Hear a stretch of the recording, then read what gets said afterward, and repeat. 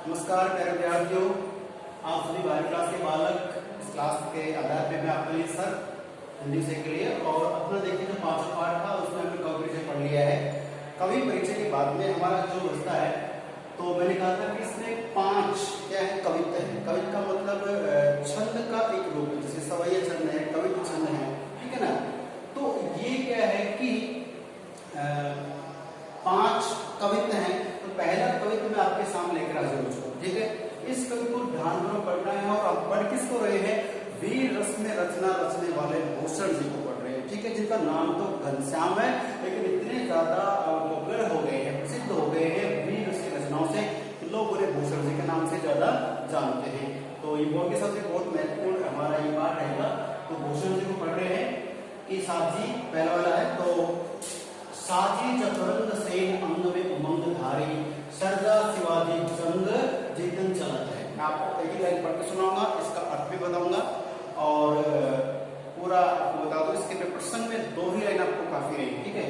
कि प्रस्तुत जो कवित्व है ये कवित्व भूषण द्वारा रचित है, वीर रस का इसमें प्रधानता है और प्रथम में या पहले इस कवित्व में शिवाजी युद्ध के लिए जब जाते हैं तो उनकी युद्ध जाते समय सेना की उस आक्रामक स्थिति का वर्णन यहाँ पे कवि करते हैं, ठीक है। तो इस प्रसंग के साथ में देखिए यहाँ पे क्या है कि साजी चतुरंग से, साजी का मतलब सज गई है, सज करके। चतुरंग का मतलब 4 रंग वाली, 4 अलग अलग वर्ण वाली। तो ये प्रश्न आ सकता है कि चतुरंग सेन क्या है? चतुरंग सेन क्या, मैं आपको बता दूं 4 प्रकार की सेना है, ठीक है। पहले सेना है वो बता दूं आपको, जैसे मानो आगे की पैदल सेना होती है, फिर हाथी पे सेना होती है, फिर घोड़ों पे होती है और फिर रथ में राजा के साथ साथ होती है। तो पैदल, हाथी, घोड़े और रथ की, तो ये 4 प्रकार के सेनाओं में हजारों की तादाद में सेना सज करके तैयार हो गई है अपने पूरे हथियारों के साथ में, पूरी वेशभूषा के साथ में। तो सजी हुई जो चतुरंग सेना है और अंग में उमंग, अंग का मतलब अपने शरीर में, अपने हृदय में, उमंग का मतलब जोश, ठीक है। अब जानते हैं कि भैया जैसे युद्ध लड़ने जा रहे हैं या एग्जाम देने जा रहे हैं तो हमारे एक विशेष प्रकार का जोश होता है। तो उसी प्रकार से युद्ध लड़ने जा रहे हैं उसमें जोश होना चाहिए। तो अपने अंग में, अपने शरीर में उमंग का मतलब जोश भर करके धारी कमल धारण करना। सरजा, ये यहाँ पर सरजा क्या है? उपाधि किसकी? शिवाजी की। सरदार शिवाजी जंग जीतने चलते हैं कि जो शिवाजी महाराज है वो औरंगजेब से युद्ध लड़ने के लिए, जंग जीतने के लिए, एक मैं युद्ध करने जा रहा हूँ, ये करने नहीं, जंग जीतने के लिए, जितना अच्छा इनका आत्मविश्वास है। तो उस महाराज शिवाजी है औरंगजेब से युद्ध जीतने के उद्देश्य से अपने महल से प्रस्थान करते हैं और उसी का वर्णन यहाँ पे कवि भूषण कर रहे हैं, ठीक है। आगे देखते हैं टॉपिक है कि भूषण, बात आगे भूषण की। अरे एक बात मैं आपको बता दूं, शॉर्ट ट्रिक है कि यही मान लो कविता एग्जाम में आ गया और आपको पढ़ाना पड़ता है प्रसंग। तो प्रसंग में कवि का नाम याद होना चाहिए, ठीक है। तो और पाठ का भी जिक्र होना चाहिए। क्या करते हैं कि प्रस्तुत जो कविता है वो भूषण द्वारा रचित, भूषण जी का नाम इसमें आ रहा है। यदि हमें पाठ थोड़ी बहुत क्रिएटिविटी याद रहती है तो कर सकते हैं। तो भूषण भनत न नद बिहद नगरन के, ध्यान रखना। भूषण का मतलब, भूषण कवि की बात कर रहे हैं, वो भनत, भनत का मतलब कहते हैं, भनत यानी कहना। नाद, नाद का मतलब घनघोर गर्जना जो होती है, जैसे आवाजें आती है विभिन्न प्रकार की, उसमें कौन कौन सी आ रही? बिहद, बिहद का मतलब बेहद, बहुत अधिक मात्रा में। नगरन, नगरन का मतलब होता है नगाड़े। आप जानते हैं कि नगाड़े बहुत बड़े होते हैं, जैसे अर्धचंद्राकार आकृति में एक ठोस पदार्थ होता है, उसके ऊपर चमड़ा बना जाता है। तो नगाड़े होते हैं, बहुत मधुर की ध्वनि करती है और ये विशिष्ट अवसरों पे ही बजाए जाते हैं। तो जब शिवाजी की जो सेना है वो 4 रंग की सेना सज धज करके द्वार से प्रस्थान करती है और उनसे युद्ध लड़ने जाने के लिए, जीतने के लिए, उस समय उनके अंग में, उनके शरीर में तो क्या है? जोश, आत्मविश्वास है। और भूषण जी कहते हैं कि नाग, नाग में घोर गर्जना हो रही है, इसकी बहुत अधिक मात्रा में नगाड़े बहुत अधिक मात्रा में आवाज कर रहे हैं, चारों तरफ गुंजायमान हो रही है उनका शोरशराबा। नदी नद मद गैबरन के गलत है। तो देखिए नदी, नदी का मतलब क्या लेंगे? नदी से मतलब नदी होगी पानी की नदी, और नद का मतलब छोटा नाला। मद का मतलब यहाँ पसीने से ले लेंगे, ठीक है। गैब्रन होता है हाथी, ठीक है, ध्यान रखना मेरे बच्चों, बार बार आपको दिक्कत नहीं से बता रहा हूँ। गैब्रन क्या होता है? हाथी। रलत का मतलब उनके आसपास भिड़ने से। क्या होता है कि जब औरंगजेब अपनी चतुरंगी सेना को लेकर चलते हैं तो उनके पास तो हजारों की संख्या में हाथी बताए गए, जो बहुत बड़ा अपने आप में एक ऐतिहासिक प्रश्न होता है। तो जब हजारों की तादाद में हाथी है तो उनके चलने से क्या होता है? जैसे घोड़े भी हाथी भी, तो नदी नद मद गैब्रन के रलत, तो जो गैब्रनी हाथी है, हाथी का जो पूरा रेला है पूरा एक साथ निकलते हैं तो उनके आसपास चलने से जो सिर्फ भिड़ रहे हैं, चल रहे हैं, दौड़ रहे हैं, अब युद्ध में आप जानते हो कैसी स्थिति होती है। ऐसे स्थिति में तो उन हाथियों के शरीर से, जैसे गर्दन से कहें तो पूरे शरीर से उनके बहुत बड़ी मात्रा में मद यानी पसीना बह रहा है। तो हाथियों का जो हजारों की तादाद में है, युद्ध में जा रहे हैं, ऐसे में हजारों हाथियों के शरीर से बहने वाले पानी से, ये पसीने से क्या हुआ? नदियां बन गई हैं, अर्थात नदी बहने लग गई है। अब सोचने की बात है ना, आपको बिना बताया इसमें सोच सकते हैं कि इसका विशेष भी क्या हो सकता है? अतिशयोक्ति अलंकार का प्रयोग आराम से आप सोच सकते हैं। क्यों? कि नदियों के पसीने से नदियां बहने लग गई हैं, सॉरी हाथियों के पसीने से। अब सोचने की बात यह है कि हाथियों के पसीने से नदी बह रही है इतना अधिक मात्रा में। अब नदी में तो पानी होता है, पसीने की बात कर रहे हैं, वो भी देखिए नद अर्थात नदी के साथ छोटे मोटे नाले में वहां पे पानी में जा रहे हैं। देखिए उसके बाद एल फेल फेल भेल खलक, खलक होता है संसार, ठीक है, में गेल गेल अर्थात आगे पीछे। यहाँ पे हाथी बात कर लेके हाथियों के इधर से उधर होने में, रगड़ पट्टी खाने में, धूल के कण चलते हैं, बहुत भयंकर धूल उड़ रही है, हाथी है, घोड़े हैं, आपस में जैसे भिड़ते होते चल रहे हैं। और संसार में गेल अर्थात संसार भर में इनका जो मतलब धूल के गुबार हैं, जो स्थिति है वो दिखाई पड़ रही है। गजल की ठेल पेल से उछलत है, ठीक है।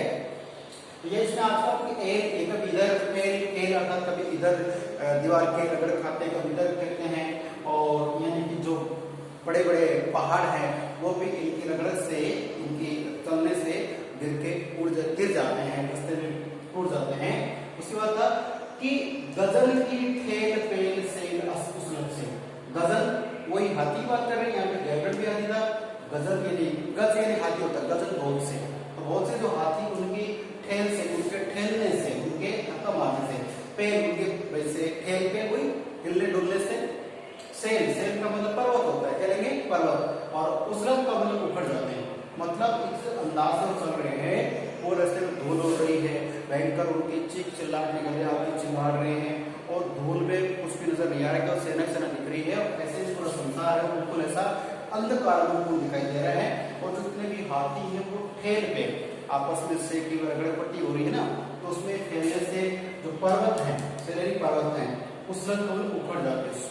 सोचिए पर्वत जो है हाथियों की उस ठेल से, उस धक्का मारने से उखड़ जाते, उखड़ के रास्ते से दूर गिरते नजर आते हैं। सोचने वाली एक बालिकाओं कि यहाँ कवि जो भूषण जी उन्होंने शिवाजी की सेना का बहुत अधिक बढ़ चढ़ा करके वर्णन किया है। हालांकि सेना ऐसी थी लेकिन अपनी उस बात को बहुत अधिक बढ़ चढ़ा कर गाया, या फिर अतिशयोक्ति अलंकार आप मान सकते हैं। अब देखिए कि तारा सो तरणी, तारा, तारा का मतलब यहाँ पर तारा, सो तरणी, तरणी होता है, देखो आपको एक ट्रिक बता दूं, अगर छोटी नी है तब तो होता है सूर्य, और यदि बड़ी नी है तब हो जाती है नाव। तो तरणी तरणी उच्चारण तो एक जैसा आएगा, तरणी तरणी, तो छोटी है तब तो क्या हो जाएगा सूर्य, और बड़ी है तब क्या हो जाएगा नाव।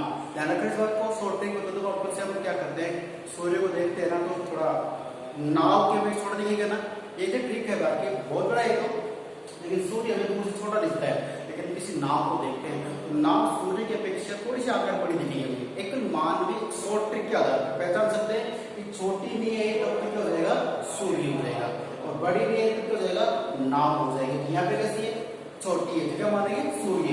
तो कह रहे हैं कि तारा सो, तारा का मतलब जो तारे हैं, यानी कितने धूल भरे गुबार छोड़ रहे उसमें तारे छोटे छोटे टिमटिमारे। अब तारों के बीच में एक तारा ही बन के कौन नजर आ रहा है, सूर्य। इतनी भयंकर धूल में सूर्य भी तारे की तरह दिखाई दे रहा है, सोचने की बात है, इतना बड़ा बोला गया है। धूरी धारा में, धूरी धारा का मतलब धूल भरी जो धारा है,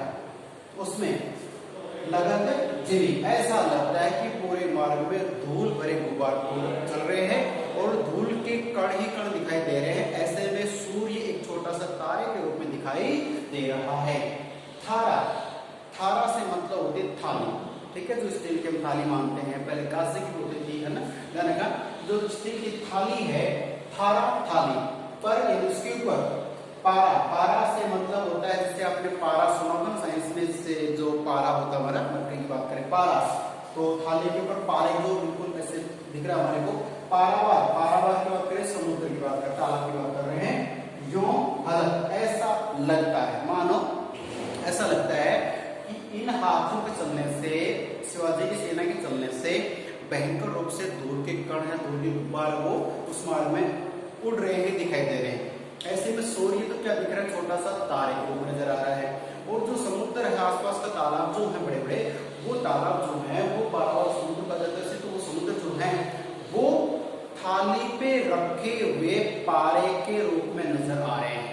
इतना बड़ा तरह के बताया, इसमें थाली है, थाली के ऊपर पारा जो बर्फ की तरह होता है उसको रख देते हैं और फिर हमें दिखता है, ठीक है ना। ऐसे कौन दिख रहा है, इस धूल भरे गुब्बार में थाली के ऊपर रखे पारे के रूप में कौन नजर आ रहा है, समुद्र तो नजर आ रहा है। क्यों? क्योंकि इनके चलने से, इनकी सेना के चलने से, जो इनकी सेना चलने से धूल के गुब्बार कोटे उसमें कुछ भी दिखाई नहीं दे रहा है। इतनी भयंकर हजारों की तादाद में हाथी थे, घोड़े भी है, रथों में सेनाएं हैं और पैदल सेनाएं हैं, तो भयंकर रूप से इनकी सेना का यहाँ पे आह्वान पराक्रम दिखाया गया है। और यही वजह है कि वीर रस और ओजगुण इस रचना में, इस कविता में आपको दिख रहा है, ठीक है। और इस पराक्रम की वजह से इनको भूषण की उपाधि दी थी, ठीक है, किसने दी थी, रुद्र राजा ने दी, आपको बता दो, सोलंकी के राजा रुद्र ने दी, ठीक है। तो वीर रस कविता में हमारा पहला ही है, तो इसमें आप पढ़ चुके हैं कि जो समुद्र है वो भी थाली के ऊपर रखे पारे के समान दिखाई दे रहा है। तो ये पूरा का पूरा जो हमारा पहला कविता, ये किसके ओर इंगित कर रहा है कि जो राजा शिवाजी है अपनी चतुरंगी सेना को लेकर के औरंगजेब से युद्ध जीतने के लिए निकल पड़े हैं। उनके पास हाथियों की सेना है, घोड़ों पर सेना है, रथों में है और पैदल चारों तरफ सेना हो गई है। और सेना जब चलती है तो उनके चलने से, उनके पैरों से, हाथियों के चलने से, उनके घेसपैर से पहाड़ उखड़ जाते हैं और उनके पसीने से नदी नाले बह रहे हैं। तो ये एक बहुत अधिक बात को बड़ा चढ़ाकर कहा गया, इसलिए अति शक्ति अलंकार यहाँ पे माना जाएगा और उपमालंकार भी माना जाएगा, ठीक है। उत्प्रेक्षा भी यहाँ पर दिखाई दे रहा है, ठीक है।